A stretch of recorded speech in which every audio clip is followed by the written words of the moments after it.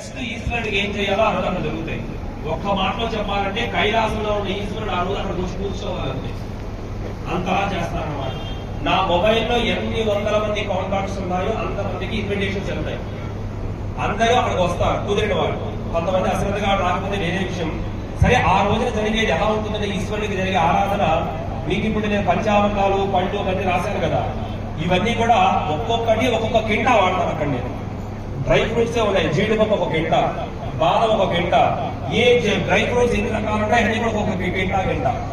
పంచామృతాలు మీకు పాలు లేదు అన్ని కూడా ఒక్కొక్కటి కనీసం 100 లీటర్లు, ఒక్కొక్కటి కనీసం 100 లీటర్లు. తులసి దళాలకు మీరు వాడారు కదా, ఇది ఒక 5 కింటాలు, ఒక్కొక్క 2 కింటాలు. పువ్వులైతే ఒక 10 కింటాలు. అన్ని క్వింటాళ్ళని నేను వాడేది. మీకు డబ్బులు ఎక్కువయ్యాయా అంటాను, ఎక్కువ కాదు. ఈ శరీరానికి నువ్వు ఎంత పోయగలవు, ఆ శక్తిని డబ్బులు భగవంతుడు పెట్టగలవు, అంతా నువ్వు పెట్టగలగాలి. నేను నిన్న కూడా నేను చెప్పా, ధర్మాన్ని చెప్పేవాడు ధర్మాచరణ చేస్తూ చెప్పాలి. మీకు ఒకటి చెప్పి నేను ఒకటి చెయ్యకూడదు. నేను ఆచరణ చేస్తూనే మీకు ప్రతిదీ కూడా చెయ్యండి అని చెప్తున్నా.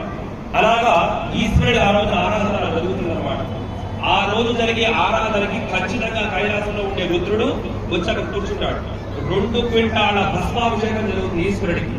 2 క్వింటాల భస్మాభిషేకం. ఇవన్నీ కూడా ఆ రోజు ఎంతమంది అక్కడికి వస్తారో అందరికీ పంచిపెట్టేస్తారు. ఈ డ్రై ఫ్రూట్స్ నేను తెచ్చుకున్నా, నేను అభిషేకం చేశాను, నేనే బట్టి వెళ్ళాలి.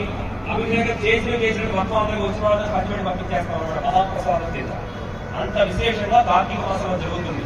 అందుకని నేను చాలా మంది నా నెంబర్లు తీసుకున్నాను. తీసుకున్న వాళ్ళు తీసుకోండి. కార్తీక మాసం వచ్చాక గుర్తు చేయండి.